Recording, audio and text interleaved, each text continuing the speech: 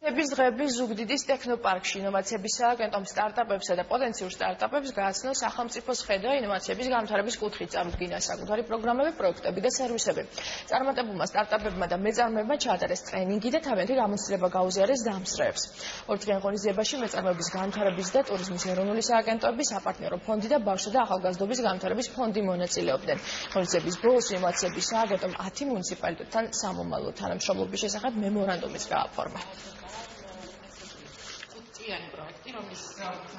ახალგაზრდებს, ინოვატორებს ვაცნობთ იმ სახელმწიფო პროგრამების შესახებ, რომელიც მათთვის არის საინტერესო იმისთვის, რომ თავიანთი ინოვაციური იდეები კონკრეტულ ბიზნეს პროექტებად გადააქციონ და ასევე მათ ჩაუტარდებათ ტრენინგები, თუ როგორ უნდა მოახდინონ თავიანთი იდეების სწორი ფორმულირება, სტარტაპების დაფუძნება, რომ მათ მოიზიდონ ინვესტიციები და განავითარონ თავიანთი ბიზნეს პროდუქტები. მნიშვნელოვანია ასეთ პროექტები ახალგაზრდების განვითარებისთვის, რაც თავის მხრივ განვითარებული და ჭკვიანი ახალგაზრდობა ჩვენი მომავალია.